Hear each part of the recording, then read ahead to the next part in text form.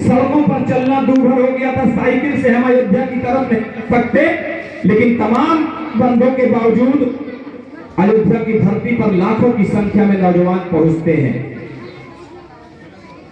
उस दिन भगवान श्री राम के उस कलंक के ढांचे पर अपने अंबेडकर नगर का एक कार सेवक चढ़कर और भगवत ध्वज लहराकर पूरी दुनिया को एक संदेश देता है। जिस हिंदू समाज के बारे में कहा जाता है कि हिंदू समाज जातीयता के चक्कर में बहुत रहता, अपने आप को हिंदू नहीं समझता, उस दिन वह भगवत ध्वज फहराकर पूरे दुनिया को एक संदेश दिया। जिस हिंदू समाज ने अपने आप को वर्मा हिंदूवाद में, ठाकुर हिंदूवाद में, पंडित हिंदूवाद में समझता था, वही हिंदू समाज मुलायम सिंह के उस तालिबानी फरमान को धता बताते हुए अपने आप को कहो गर्व से अब हिंदू कहने लगा है।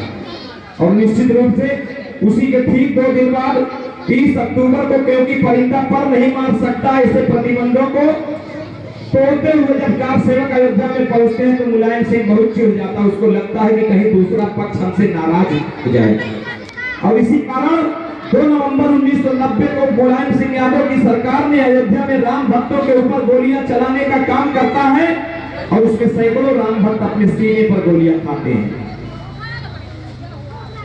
हम सभी से निवेदन करते हैं, ऐसे 4 लाख जिन्होंने अपने प्राणों का बलिदान राम मंदिर के लिए दिया है, आज उनको सच्ची श्रद्धांजलि देने का सबसे सुनहरा अवसर आया है। 6 दिसंबर को हमने फिर उस कलंक के ढांचे को हटाते हैं। विश्व हिंदू परिषद के नेतृत्व में ज्यादा लंबा न बात करते हुए मैं सीधे विषय पर आता हूं कि जब अभी पिछले 5 अगस्त को इस देश के यशस्वी प्रधानमंत्री, उत्तर प्रदेश के यशस्वी मुख्यमंत्री, देश भर के पूज्य संतों के सानिध्य में भगवान श्री राम के सामने जब देश का यशस्वी प्रधानमंत्री नतमस्तक होता है तो केवल बंदीपुर के लोग नहीं खुश होते, केवल अंबेडकर नगर के लोग नहीं गौरवान्वित होते, केवल उत्तर प्रदेश के लोग नहीं अपने आप को सौभाग्यशाली समझते कि मैंने जो मत दिया था वो मत आज हमको सार्थक परिणाम दे रहा है। देश और दुनिया में जय जयकार होती है और जय श्री राम का उद्घोष होता। मैं तो कहता हूं कि अगर 5 अगस्त को कोरोना काल न होता तो आधा हिंदुस्तान उस दिन अयोध्या में होता। इसमें तमाम भक्त अयोध्या जाने का मन था, लेकिन संगठन ने रोका था। संगठन ने कहा कि जिन कार्यकर्ताओं के द्वारा अयोध्या का दर्शन उस दिन नहीं कर पाए, जिन कार्यकर्ताओं ने नहीं किया, वो अपने अपने घर को, अपने अपने नगर को, अपने अपने जिले को अयोध्या बनाने का काम करें। मुझे पता है कि यहाँ भी सभी घरों में भगवा ध्वज लहराए गए थे, सभी माताएं बहनें सुंदर गीत गाए थे, सभी माताओं बहनों ने अपने घर पर दीपक जलाकर अपनी खुशियों का प्रदर्शन किया था और पूरा दुनिया ने देखा था कि केवल अयोध्या नहीं बल्कि देश दुनिया की प्रत्येक गली भक्तों ने अयोध्या बना दिया है। 5 अगस्त को शिला पूजन का काम होता है, शिलान्यास का काम होता है, भव्य आधारशिला रखा जाता है। अब विश्व हिंदू परिषद के देश और दुनिया के तमाम ऐसे उद्योगपति विश्व हिंदू परिषद से संपर्क करते हैं और कहते हैं यह मंदिर तो मैं व्यक्तिगत 4-6 व्यापारियों के साथ मिलकर बनवाना चाहता हूँ। लेकिन संगठन कहती है कि जिन 4 लाख लोगों ने अपने प्राणों की आहुतियां दी हैं, जिन लोगों ने अयोध्या में कार सेवा की है, जिन लोगों के मन में आकांक्षा थी कि अयोध्या की जन्मभूमि पर जब भव्य मंदिर का निर्माण हो तो मेरी कमाई का कुछ हिस्सा उसमें अंशदान जाना चाहिए, उन लोगों के सम्मान में संगठन ने तय किया कि छोटी छोटी टोली बनाकर कार्यकर्ता प्रत्येक घरों में प्रत्येक व्यक्तियों से संपर्क करने वाले हैं। लगातार लोग संपर्क भी कर रहे हैं और बड़ी संख्या में माताएं बहनें बैठी हैं। भगवान राम के लिए आप न करिए, कम से कम माता जानकी के लिए आप जानकी बनकर, जिस प्रकार माता जानकी राम जी के साथ 14 वर्ष कठिन तपस्या में निकल पड़ी थी, आज आपको मैं आह्वान करने आया हूं कि माता जानकी की तरह आप भी भगवान श्री राम के लिए अपना घर छोड़िए और अपने परिजनों के साथ अपनी टोली खुद बनाकर, और कोई व्यक्ति ये न कहने का मौका पाए कि अगर टोली मेरे पास आई होती तो मैं भी 10 रुपया राम जी के चरणों में समर्पित करता। अगर बंदीपुर के लोग ये सोचते हो कि राम जी के इस मंदिर के निर्माण के कार्य में अगर बंदीपुर के लोग कुछ नहीं करेंगे तो ऐसा नहीं कि मंदिर का कोई कोना छूट जाएगा। ऐसा लगता है क्या कि बंदीपुर अगर कुछ न करे तो राम जी का मंदिर बनने से रुक पाएगा क्या? बताइए आप लोग, जरा हाथ उठाइए एक बार। भगवान श्री राम का मंदिर बने, इसमें बंदीपुर सहयोग करे या ना करे, भगवान श्री राम का मंदिर बनने से दुनिया की कोई ताकत नहीं रोक सकती। दुर्भाग्य तो हम सभी का होगा कि ऐसे पवित्र कार्य में हमारा हिस्सा नहीं जा पाएगा। इसलिए आप सभी को जो टोलियां आपके घर जाती हैं, उन टोलियों को तो कायदे से आपको आरती उतारनी चाहिए, आपको जलपान कराना चाहिए, आपको स्वागत करना चाहिए कि उनके माध्यम से आपकी कमाई का कुछ हिस्सा भगवान श्री राम के उस गगनचुंबी मंदिर में लगने जा रहा है। आज जो स्थिति मंदिर बनने की तरफ अग्रसर है, इसके लिए हमने छोटी मोटी कुर्बानियां नहीं दी हैं। हमारी 10 पीढ़ियों ने आज का दिन हम इस नंगी आंखों से देखे, इसके लिए हमने 10 पीढ़ियां गंवाई हैं। और आज अगर हम मंदिर के निर्माण में अपनी योग्यता के अनुसार, अपनी क्षमता के अनुसार, अपने सामर्थ्य के अनुसार अगर अपना समर्पण राशि भगवान श्री राम के चरणों में देते हैं, तो आने वाली 10 पीढ़ियां जब अयोध्या की धरती पर उस भव्य मंदिर का दर्शन करने जाएंगी तो उनको महसूस होगा, उनको एहसास होगा, वो गौरवान्वित होंगे कि मेरे जो परिवार का कुछ अंश इस गगनचुंबी मंदिर में लगा हुआ है। इसलिए आपसे निवेदन करते हुए अपनी बात को समाप्त करूंगा कि इस पुनीत कार्य में बहुत चढ़कर हिस्सा लेना चाहिए। और कुछ पदाधिकारियों को अगर ये महसूस होता हो कि मुझे कोई जिम्मेदारी नहीं दी गई है, तो मैं आज जिम्मेदारी देता हूँ ऐसे तमाम समाज के सभी वर्गों को कि आप उस टोली के साथ जुड़कर, अगर टोली आपके यहाँ नहीं पहुँच पाती तो आप टोली को ढूंढते हुए उस टोली को ढूंढिए, उनसे मिलिए और उनके साथ काम करिए।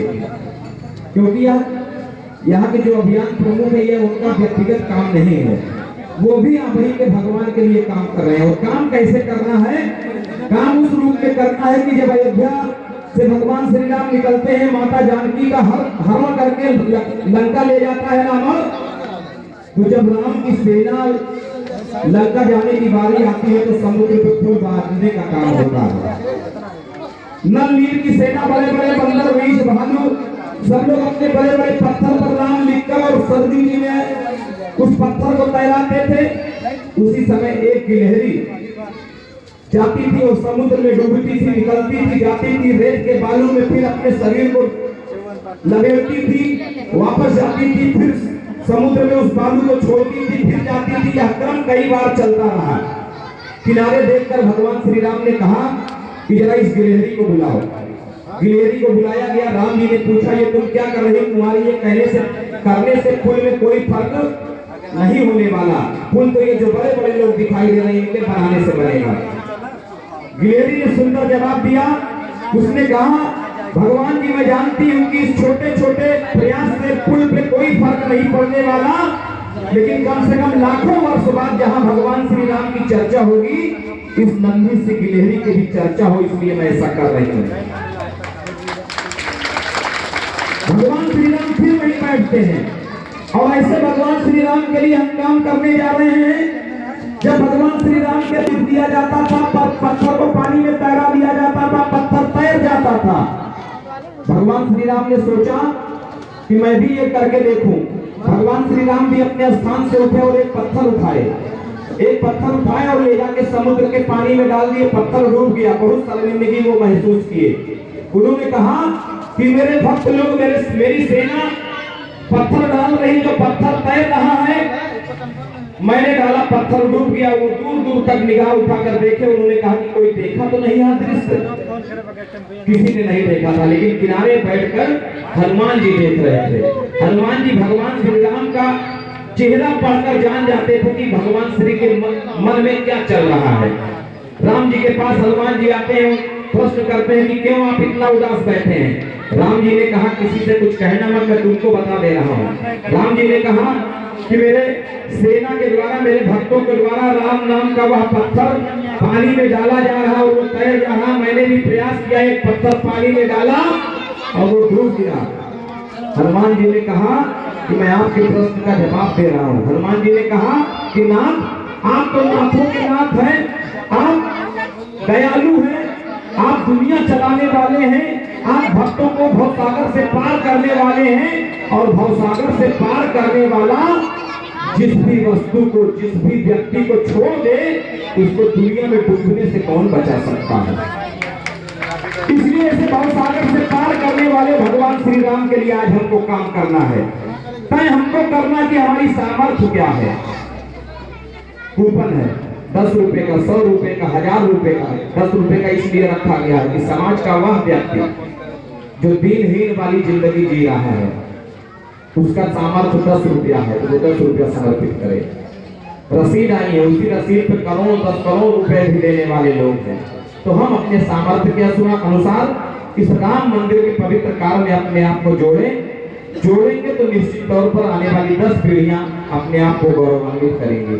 आज के इस अवसर पर यहाँ के सुंदर व्यवस्था को देखकर मैं यहाँ की टीम को बहुत बहुत बधाई देता हूँ और श्री राम जी के चरणों में प्रणाम करता हूँ। माताओं बहनों से आग्रह किया गया था कि थाली अपने घर से सजा कर लाएं, तमाम माताओं बहनों ने लाया भी है। तो आप लोग अपने गीत बोलिए।